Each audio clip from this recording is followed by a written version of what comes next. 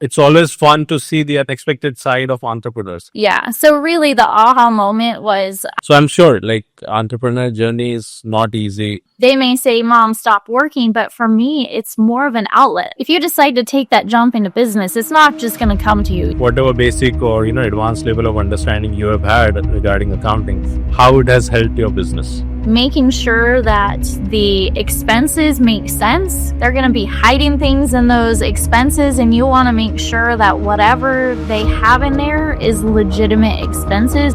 Using those sheets and using all of that information that you would for accounting, you are able to decide, okay, that means I need to bring in this many clients a month at an average ticket rate of X amount, and that will help you understand what your sales goals are, what your projections need to be in order to keep that business afloat. I understand, I do trust this person, I think they will do a decent job. That's not important. What's important to me is my time. What's the hardest part about learning to delegate as a founder? And that's the hardest thing about business ownership, entrepreneurship. You have to trust people. Most people are not numbers people. They don't know how to read. The best time to outsource those major things, accounting being one of them. What could be that one thing, if you reflect back on your journey, that you could have delegated much earlier than you actually did? It was stressful in the beginning.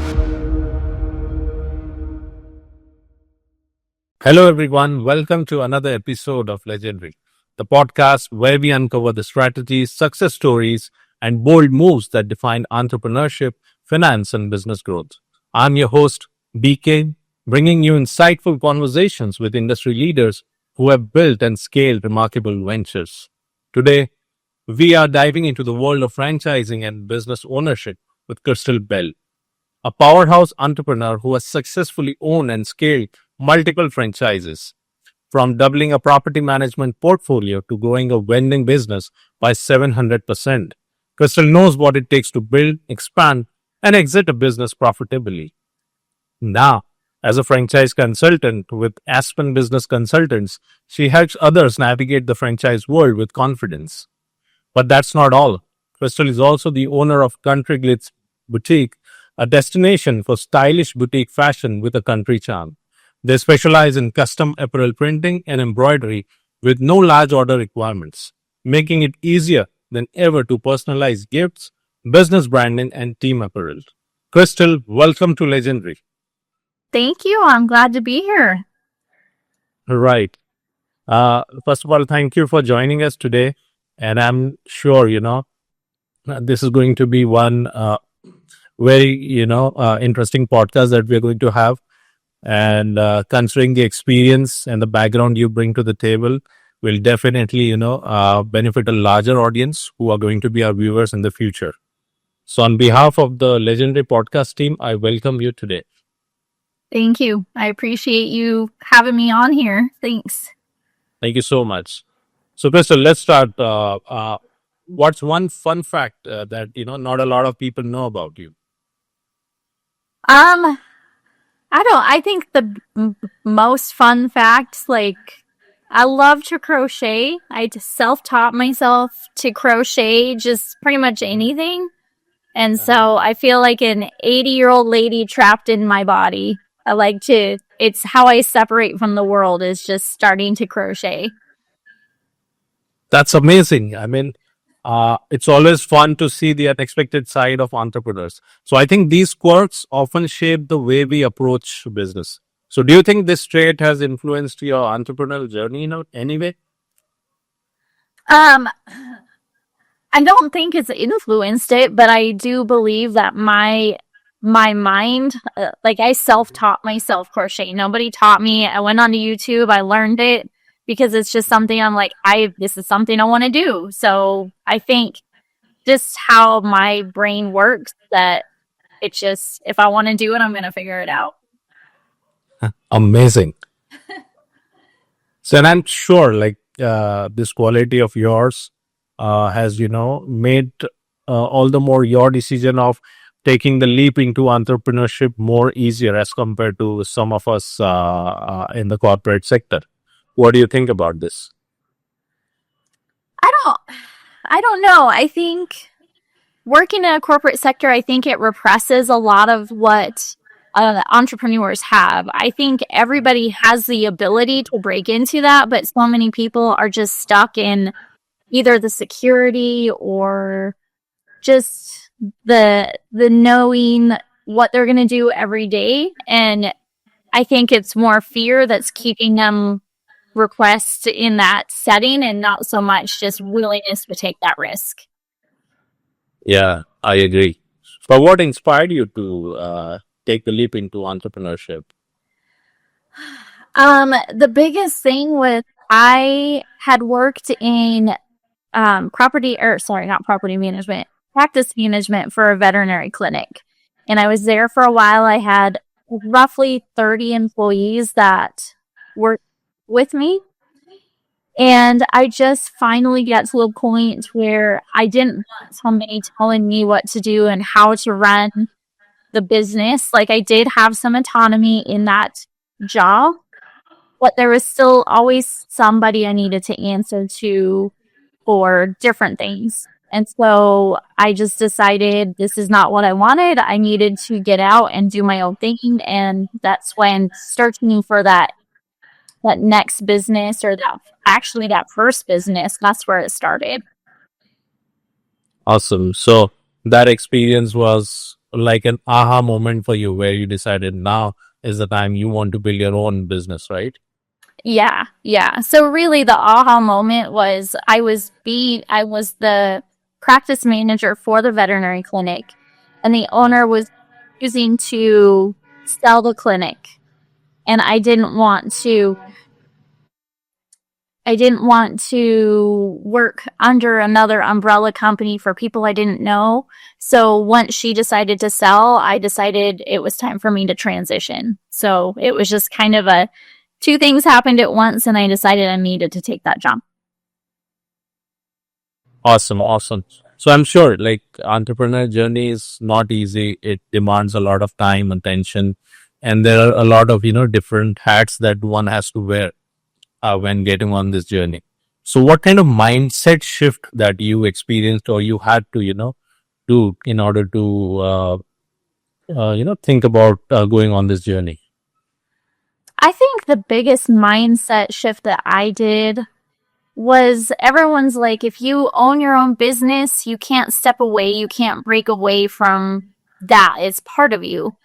And I do agree that it is part of you, but it is something that I am more willing to do on my free time. So my biggest example is, if my kids are watching TV and I have my computer on, they may say, "Mom, stop working." But for me, it's more of an outlet. It's a passion that I have, and I'd rather be doing some extra work than sitting there watching TV with them or searching through social media. It's not helpful for me as an entrepreneur. And so you may not be working your 9 to 5 or 8 to 5, but it's doing things that are going to make you be a better business and a better entrepreneur.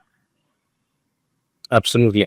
And I think that's such an important shift. And a lot of people think entrepreneurship is just about having a great idea. That's really about developing the right mindset. Do you think this shift is something people can train themselves for, or does it have to come through experience? I honestly, I feel like if you have the passion and the grit, and that's the thing, if you decide to take that jump into business, it's not just going to come to you. You're not going to be able to just make thousands of dollars just by saying, I'm going to switch from this job and I'm going to do this. You have to have that grit and that passion and that willingness to take that leap. If you don't have that, if you don't have that pain point, that's what you need. You need a pain point. Why do I want to get out of my corporate job? Why do I want to start something new? If your pain point is, I just want to make more money, it's not a good enough reason. My pain point was, I have 2 young kids and I didn't want them to be in childcare. And by having a corporate job where I was working on the clock, if they were sick, I felt guilty leaving my job because they made me feel guilty for leaving my job to go home and take care of my kids. So my pain point was I wanted my kids at home. I didn't want them in childcare. And to be able to have that flexibility of having my job or my business and still being able to take a day off and say, you know what? My kids are important right now. I need to take that time to be with them and not feel guilty for telling somebody else I need to go take care of my kids. You know, like I know that weighs on a lot of people. If you have family stuff come up, there's that guilt that weighs on you because there's a team of people that are relying on you to be there, and half the time it's not true. Like you can take a day or you can take a week, whatever you need.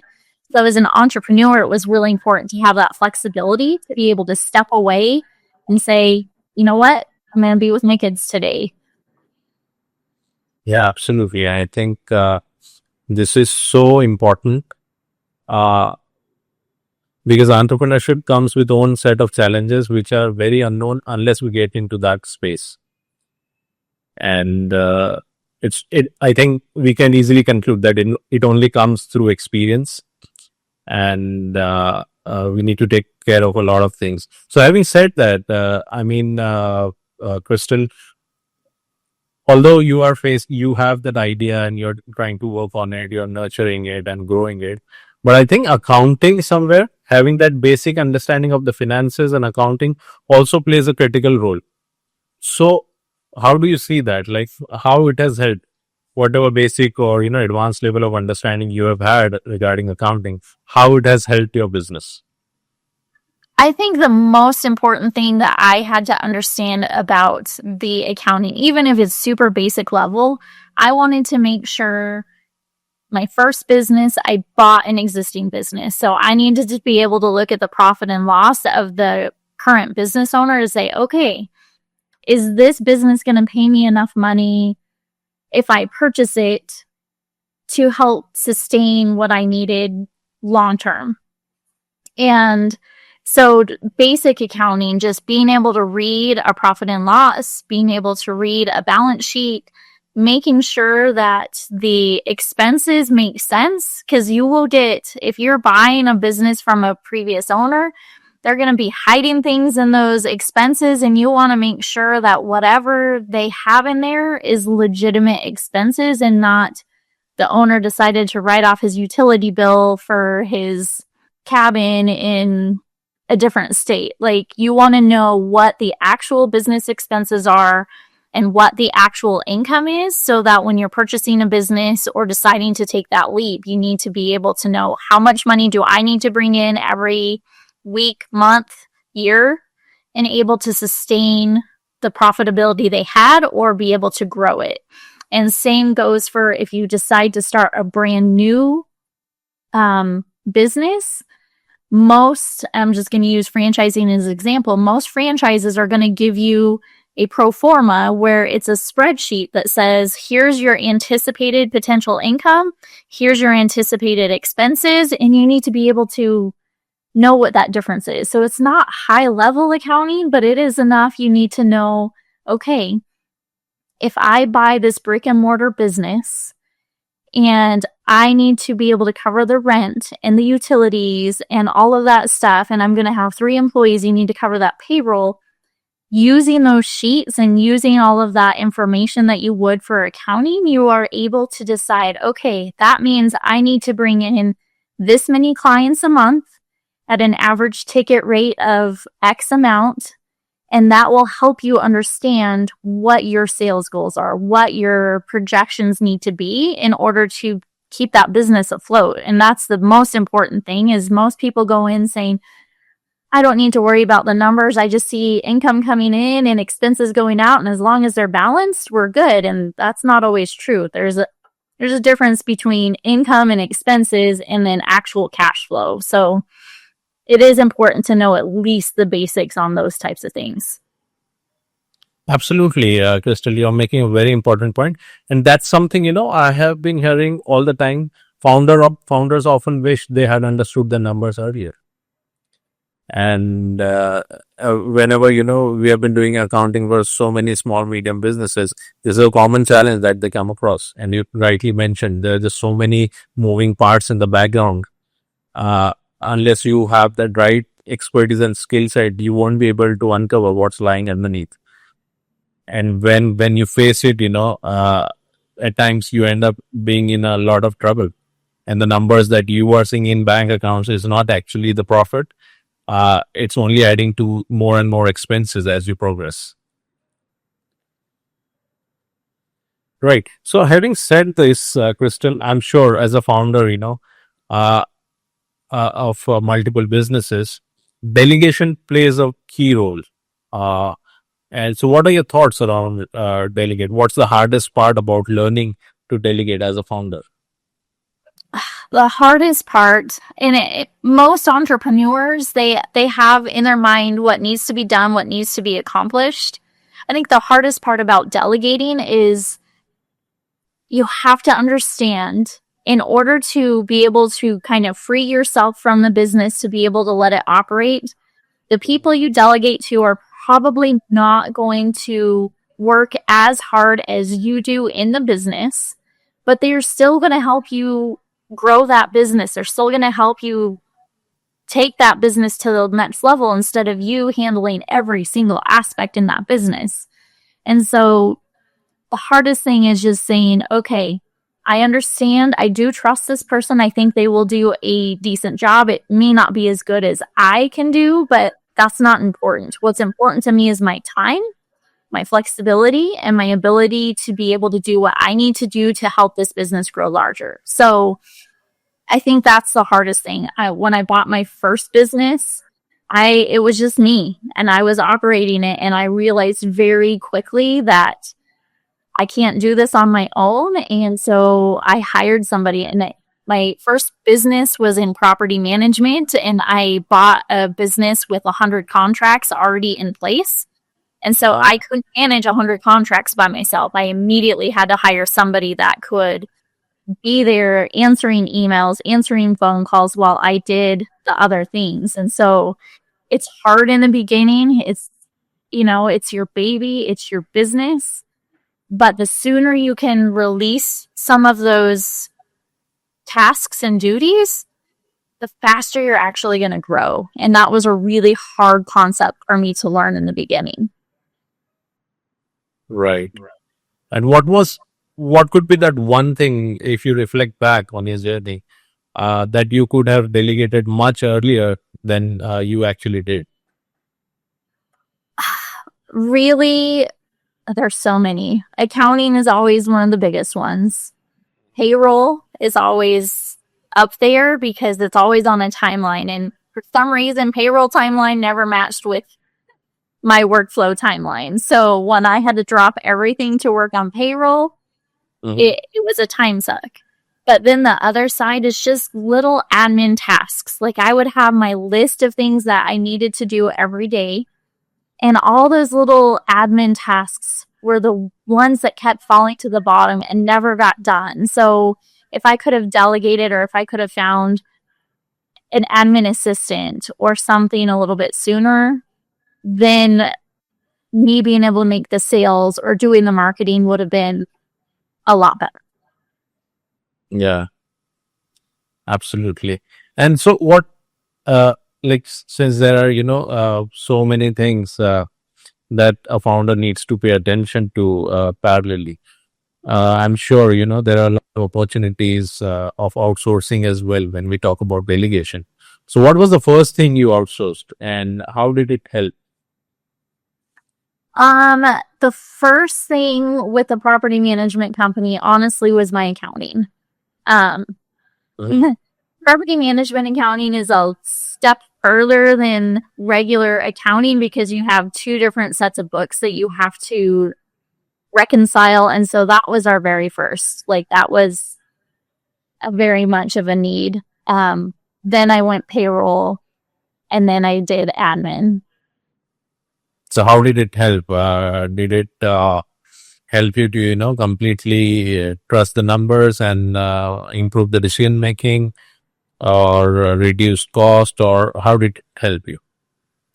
It helped because it was double accounting like that was such a stress because you need to make sure that those numbers match up. In the beginning, even though I delegated it, I still, unfortunately, is like, I just need to make sure that their numbers are correct because that's putting the trust into somebody else to make sure they're doing it correctly. But once I figured out after a few months of just checking and double checking and making sure everything was done correctly, then I could be like, all right, I trust you guys you know what you're doing, so I'm just going to let you do you so I can focus on the other tasks at hand. So it was stressful in the beginning, but with that first business and that first delegation, it allowed me to be able to delegate sooner and faster in all of my other businesses and be able to trust people. And that's the hardest thing about business ownership, entrepreneurship. You have to trust people. And unfortunately, some people are not going to be the most reliable. In general, I would say a very, very large portion of the people you hire, as long as you trust them in that interview and you trust them in the beginning, they're going to be there to help you as best as they can. Absolutely. And I see a lot of entrepreneurs, dealing are apprehensive about outsourcing, be it accounting, admin work, or any other things. So, what could be your message to them? Like, what's an ideal time to outsource? When is the right time to think about outsourcing? Honestly, the best time to outsource those major things, accounting being one of them, do it in the beginning. Like, have that as part of your initial business plan and say, okay, I need to make sure that my books are accurate, because when it's time for tax season, if somebody's been doing it for you, then they should be ready. You may need to just look at a few things and make sure it's fairly, that you've included everything you've needed. But if you, in the very beginning, budget for at least accounting and books, that is the hardest thing, I think, for most people. Most people are not numbers people. They don't know how to read all the stuff. They don't know the journal entries, the credits, the debits. That part is really hard. So if you can just make sure that you set up your business correctly in the beginning with a good accounting company in the beginning, you're going to be that much further ahead when it's time to grow and scale, because that accounting company is going to be able to say, okay, it's time for you to buy new equipment, or it's time for you to do this type of stuff, to do that planning to help you scale and help you kind of save money during tax season anyway. So having that relationship from the beginning, just budget it. Just make sure that you're not doing it, because you could do so much more for your time and building that business. And accounting, it is a need, it is a necessity, but it is not helping your business grow, if that helps. Yeah, absolutely. I think this makes such a lot of sense. And we have always believed, and we have always created awareness for small and medium businesses around, stating that your time is best utilized around your core expertise. You should not spend. I've seen businesses, spending 8 hours a week just coping up with their daily bookkeeping, and they are the restaurant owners, retail business owners, car care business owners. And 8 hours is a lot of time for their inputs on something that they can easily outsource and delegate to somebody who is specializing in that, who is an expert in that. And then at the end of the week or month, they can just spend half an hour reviewing the books, and that's it. They're good to go. But then there is a lot of hesitation around outsource accounting when it comes to small and medium businesses. So what do you think? How they can overcome it? Everybody's different, and it's hard to fight that temptation to, I need to know my numbers at all times, and I don't trust that they're going to categorize things correctly. I mean, I think that's the biggest fear, and all it is a little bit of training and saying, okay. And most bookkeepers know better categories anyway than we would as business owners. So, I think it's just like with any delegation, whether it's accounting or anything else, you just have to trust that somebody is going to keep your best interests at heart and they're going to do what you need to do for them. Right. That's an important message, Crystal, that, you are giving to the entrepreneurs. And, but then overall, if you see, the journey is challenging, and a lot of people, lot of young minds are, tempted to get on this journey, and they are very, ready to take the risk, and without having a lot of plan in place, they are ready to quit their well settled jobs and get onto this journey. So what would be your message or key aspects that you would advise people should consider before quitting a job? I think the biggest reason that most for early businesses fail is poor planning on capitalization. So if somebody's like, I'm done with my job, I just want to do something else, that's fine. Anybody can just do something else. But it takes effort and grit and determination to keep that business growing and to keep the money flowing in. And if you're not making enough money, everybody has necessities they need to pay for, whether it's a house, food, all of that kind of stuff. As long as you provide yourself with a cushion and know that some months are going to be harder than other months when it comes to cash flow coming in, I think that's the biggest thing for preparation. And sometimes that alone is the biggest fear to prevent people from starting a business. But a lot of times people, if they are trying to start a business, there's always the time versus money. If you have all the time in the world and you're willing to do a lot of the marketing for free, basically just hitting the ground running, that's really good. Or there's the money side. You could have all the money and keep things going, hiring the right people and everything. So you just have to decide, do I have the time and the ability to do what I need to do to keep the cash flow coming in? Or do I have to just add myself a little extra on working capital or money for paying for people that can do the things I'm not comfortable with? Those are the things that you have to balance. And a lot of time, the commitment to jump, one of those is missing. Whether it's time or money, something's missing. And so they just need to be willing and able to say, okay, if the money's not coming in, I need to use my time and I need to bring in business. I need to do what I need to do to keep this business going. Yeah, that's a great point, Crystal. And many people, underestimate how much groundwork needs to be done before quitting. So what would be one practical step, someone should take to test their business idea before making the leap? The best thing is networking. Like, get out there, find groups of people in your area, depending on where the business is going to be, and just talk to them and just say, hey, based on what you've seen in the area, what is a need? Like, if you have an idea already, ask them, just say, do you think this is something that is needed in this area? And if you get a bunch of no's, maybe rethink it. But if you hear a lot of people that are positive about it, you may have a really good idea. But it's just getting out and getting to know your community, the people that would be supporting your business and promoting your business. Networking is top of the list. Yeah, I agree. That's a great point, Crystal. And I think often this is one area where most of the entrepreneurs lack their vision. And since there are not a lot of inputs, the ideas, the prototypes have not been tested.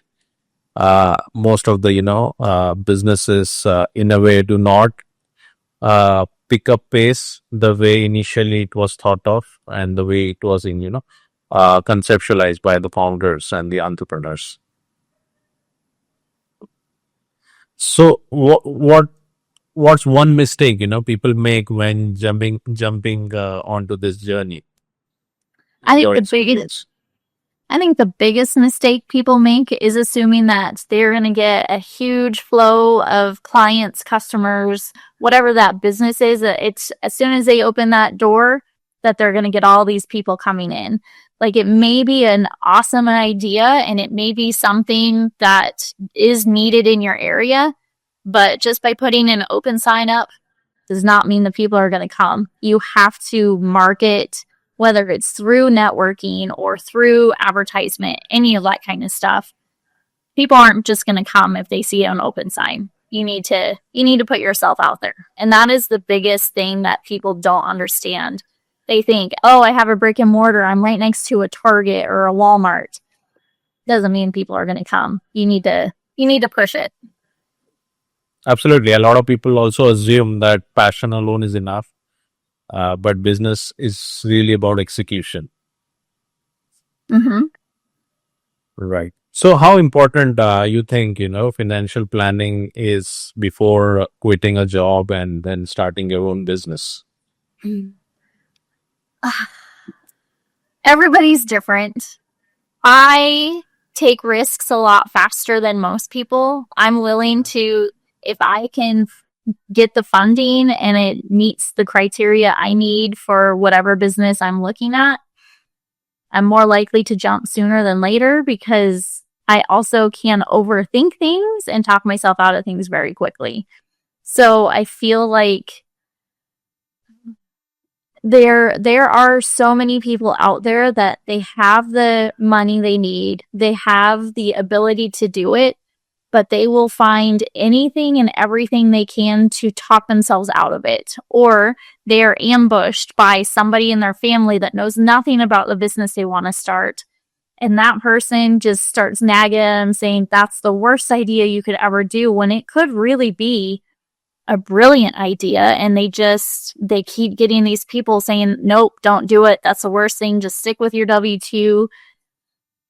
And I think that's hard. I think just knowing if you have the money and you feel that you have the determination to keep it going, that's the other thing. Some people, they come to me and say, you know what? I want to get into a business.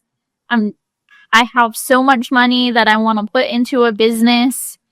And if I lose it, I lose it. And in my mind, they already have that mindset that if they lose it, it's gone. They're not going to work hard on that business. They're not the ones that are going to keep it going. So because they already have planted in their mind, if I don't create this business to be successful, that's okay. This money is kind of my fun money. Those people are probably going to be the ones that are going to be the least successful. But the ones that are like, I don't care. I am tired of my job. I can no longer do this. I want time, freedom, flexibility. I want that. The ones that are willing to work, even if they may be slightly short on the money side, if they're determined, they're going to figure it out. And that's how I was with all of my businesses. This was my lifestyle change. If I was going to change my life and if I was going to get what I wanted, I needed to work and I needed to do whatever it took to get my business growing and going. And I think that's the mindset you really need. If you are ready to take that jump, just know that you will have to work harder, and don't just treat it as fun money that if I lose it, I lose it and I can always go back. That's the worst mindset for anyone that wants to start a business. Absolutely, Chrystal. And I think, these are golden nuggets that you're sharing with the audiences. And these are all from your real life experiences. So I'm sure this is going to benefit the audience that's going to listen to our podcast later during this week. So now let's talk about certain, lessons, the success stories, and kind of advices that you would like to give to the entrepreneurs who are, striving to accomplish something. So what's the biggest lesson you have learned in business? There's so many lessons. Even I would say the biggest lesson, and I don't know if it's the best lesson, but you will always, no matter what happens, you could be so wildly successful, you will always have critics. And I think that is one of the hardest things about being a business owner is you want to provide the best customer service or provide the best product or provide the best whatever it is. And no matter how good of a person you are, no matter how great that business is doing, that there will always be somebody that is going to nitpick or somebody that's going to play it down and make you feel like you're not so much failing, but just not doing what's best for that business.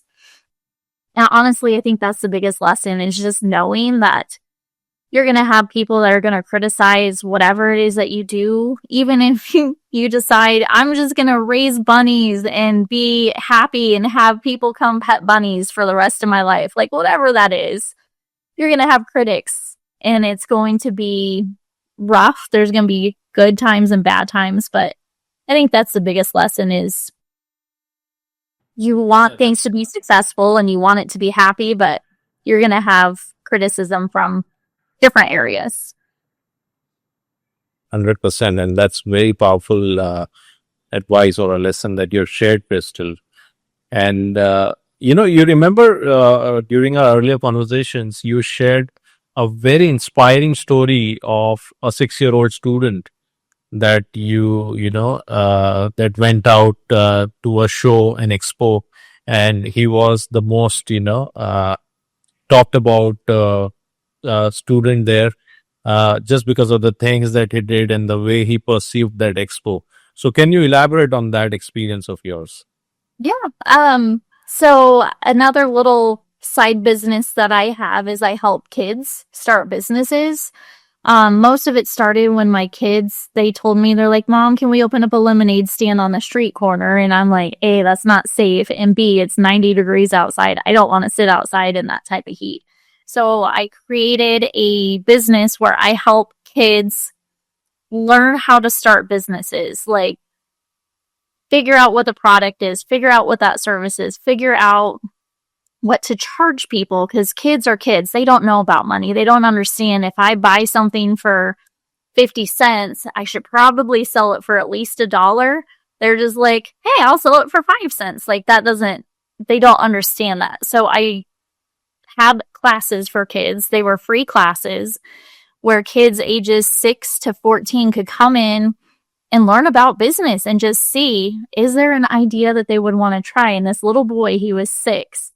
He came in and very quiet, didn't really offer a lot, didn't ask a whole lot of questions, but the whole time he would be writing and you could tell he was trying to think of things. And this was a 6-week course. And every week I would ask the kids, okay, do you have an idea? Do you have a product? Do you have a service?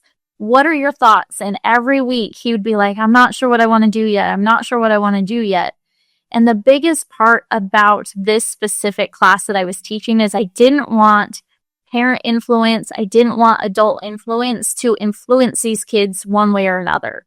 And so I wanted it to be child-led, child-guided, do as much as we could in these classes so the parents didn't have to do anything.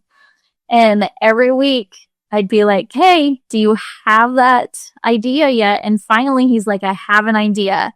I'm like, great, tell me what that idea is. And he said, I want to create a game. And in my mind, a 6-year-old creating a game is basically taking a sheet of paper and drawing some lines on it and, putting some dice in there. I'm like, oh, like every inch of me is like, don't do it. I don't think it'll be a good thing, but I didn't because it was child-led, child-guided. They needed to come up with their idea and decide if this was going to work. He came up with his game and he decided he was going to charge $15 a game. And he brought 25 games to the marketplace that we had. We had 30 kids selling different items like bracelets, stuff. And he sold this game. He sold out within 3 hours. And this game was so cool. The kids loved it. It was like a blow up inflatable sword. There was 2 of them. It was kind of like a capture the flag type game. And he sold out. And he had the biggest smile at the end of the day because he did something that nobody influenced him on what he should do. He did it on his own and he sold out. And that was probably the coolest thing ever because every inch of me wanted to say, don't do this game. I don't think it'll be successful because that's what people do to us every day. Don't start that business. It's not going to be successful, or don't do this because you won't be good at it. And that's what I wanted to step away and say, okay, you do you, and I will help you get there however you need me to help you. And that's what he did. And he was very successful. Oh, wow. That's incredible. I mean, it really shows that, entrepreneurship isn't about age. It's about mindset. And there's so many things to learn from kids and the environment around us. So let's talk about, what do you think like we can learn from kids when it comes to business? Oh my gosh. They have their brains are so much more open. And that's why I wanted to do this specific class for them, is I wanted to see what kind of ideas that they did have, because so many times in life, in school and in college and everywhere around you, everybody tries to influence your ideas and your thoughts. And these kids, they weren't heavily influenced by the school system or anything. And so just all of them, they had amazing ideas and they all came up with something different that you don't see in the market. And so kids, they're willing to try anything. Most of the time they have parents that are willing to say, okay, let's try it. Let's see what we can do. And so I think that's helpful that they have that family mentality. It's like, all right, let's see what we can do. But they're not afraid to come up with ideas. And I think that's so important. Right. I think, Chrystal, I am thoroughly enjoying this podcast and the insights you are sharing. These are like pure gold for our audiences. And I'm sure, the inspiring story of the 6-year-old, your journey, your experiences, the advices that you have shared are all going to add so much value to our audience, and also in general, whosoever is listening to our podcast. So once again, thank you so much for sharing all these insights. But before we end this, we have a quick 5 minutes rapid fire, the fun part of this podcast. And, let's quickly jump into that and add some more fun to this podcast. Okay. Right. So are you ready? Sure. Okay. One book every entrepreneur should read. Oh, there's a lot. I think for me, the best book for me was 10x is easier than 2x, because it helps people understand delegation, like 100%. Awesome. Biggest myth about entrepreneurship? That it's easy and lucrative right from the start. One business tool you can't live without. Right now, I really appreciate a good CRM. My CRM helps me keep people in line, and I know where they are. And with how busy I am with multiple businesses, my CRM keeps me in check with, okay, it's almost like a checklist. Like I go through my list and say, okay, I'm good with these people. I'm going to check this list of people. And so CRM, 100%. Awesome. First thing you do in the morning? Hang out with my family, get hugs from the kids and just hang out. I'm not in a rush to get my day going. If my family's home, I want to hang out with them for a bit. Super. If you had to start over, what's the first thing you would do? Delegate sooner and earlier, for sure. Right. What's your go-to stress buster? I would say ice cream. If I need to just de-stress, going and getting ice cream is always a help. I know a lot of people are like, I exercise. I need the sugar and the calories if I have a stressful day. I share a funny story around this ice cream. So yesterday I ordered one book from Amazon, uh, and then I started reading it. Over there, a mole and a child were talking to each other. So the child is asking the mole, what one should do when he fails for the first time. So the mole is saying, you should simply go and eat the ice cream. So the child is saying, does it help? The mole is saying, yes, it does. And it does help every time. Whenever you feel sad or you don't feel like doing anything, just have an ice cream and that will help. I agree. I totally agree. Right. A habit that changed your life. um, the big time blocking on my like calendar, making sure even if it's personal stuff, blocking time for me, I'm blocking time for my family, but I'm also making sure I have time blocked for business stuff. I think it was a hard habit to get into, but it saved a lot of my efficiencies, I feel like. And I have seen you making a lot of notes, on pen and paper, and then maybe you are then getting onto the system and then accordingly, updating your calendar. Yeah. I have all of my notebooks. Everyone's like, why don't you just put it in the system? I'm sure like I get hundreds of emails a day. Everything's electronic. And to me, this is more personal, and I have all of my notes and I can keep going back instead of like, okay, what did I file that under? What did I do with that? But yeah, writing it down and then time blocking my calendar. Absolutely. Same here. I do the same. Mm-hmm. Right. One piece of advice you would give your younger self. Take that jump sooner. Start that business a lot faster than I did. I would be a lot farther now than I would have been than I am right now. That's what I would have said. Yeah. If you could have lunch with any entrepreneur, who would it be? There's a lot out there. I think right now one of my biggest people I would love to have lunch with would be Andrew Cordell. Mm-hmm.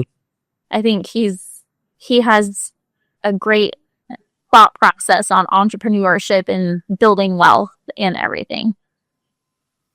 Yeah, I agree. Yes. Describe entrepreneurship in one word.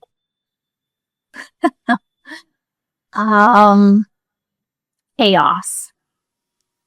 I don't think it's bad. I don't think chaos is bad. I think it keeps us alive and keeps us moving. But entrepreneurship can be chaos. But how you handle that chaos is how you will be successful or not successful.